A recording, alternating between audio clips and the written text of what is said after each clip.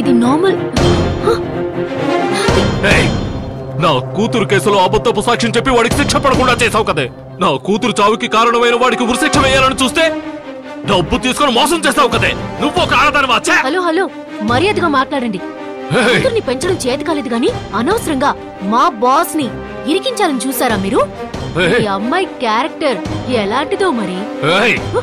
నా కూతురు గురించి, నా పెంపకం గురించి తప్పుగా మాట్లాడతావే?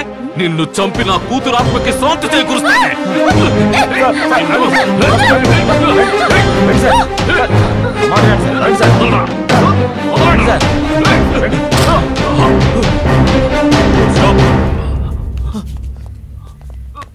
జాగ్రత్త. కూతురు చనిపోయిందన్న బాధలో ఈయన పిచ్చోడైపోయారు. ఇలా నెట్టేస్తారా? పిచ్చా నాకా? అవును, 10 సంవత్సరాలుగా పోలీస్ డిపార్ట్మెంట్ లో ఉండి కూడా నా కూతుర్ని కాపాడుకోలేకపోయాను. అవును, నాకు పిచ్చే. I'm sorry sir. పిచ్చి వాళ్ళకి పోలీస్ డిపార్ట్మెంట్ లో పని లేదని మిమ్మల్ని జాబ్ నుంచి డిస్మిస్ చేశారు సార్. డిస్మిస్సా? నాన్న, నేను బాగుంటే మళ్ళీ కేసు వేస్తానని పిచ్చివాడుగా ముద్రించి ఊరు నుంచి తరిమి కొట్టారు. నిజమేంటో తెలుసుకోకుండా మీకు విరుద్ధంగా సాక్ష్యం చెప్పాను. నన్ను క్షమించండి సార్. ఆ రోజు నాకు వ్యతిరేకంగా నువ్వు సాక్ష్యం చెప్పావు, కానీ ఈ రోజు నువ్వు సపోర్ట్ చేసే వ్యక్తికే వ్యతిరేకంగా మారి నా దగ్గరకొచ్చావు. అదేనమ్మా విధి అంటే. సార్, ఆ డివిడీలో ఖచ్చితంగా ఎవిడెన్స్ ఉన్నాయి, కానీ అది ఇప్పుడు మన దగ్గర లేదు. బట్ శామ్ మీకు పంపించిన మెయిల్లో ఏదో ఒక క్లూ ఉందనిపిస్తోంది. దాన్ని ఓపెన్ చేసి చూసామంటే ఏమైనా తెలియచ్చు. Sir, password Linda Peter. System చాలా స్లోగా ఉంది. చాలా రోజుల నుంచి వాడటం లేదు.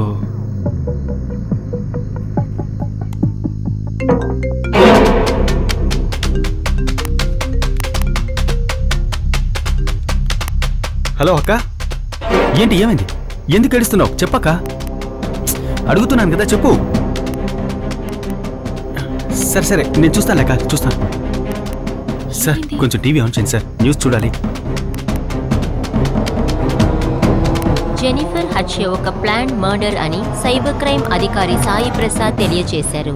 ప్రెస్ మీట్ లో ఆయన ఏం చెప్పారంటే, ప్రముఖ రేడియో జోకీ గౌతమ్ కృష్ణ జెనిఫర్ ని చంపి కాలవలో పడేసి కనిపించకుండా తిరుగుతున్నాడు.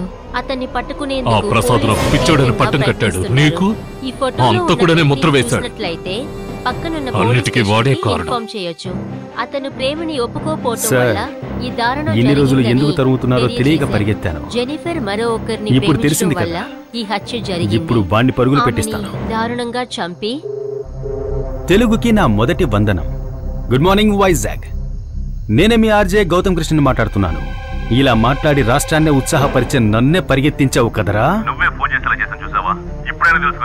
రేయ్, తెలిసే మాట్లాడుతున్నాను రా.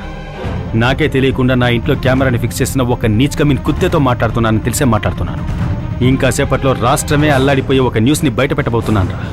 ఎందుకంటే నువ్వు ఎవరిని పిచ్చివాణి చేసి ఈ లోకాన్ని నమ్మించావో ఆ పీటర్ గారి ఇంటి నుంచే మాట్లాడుతున్నాను.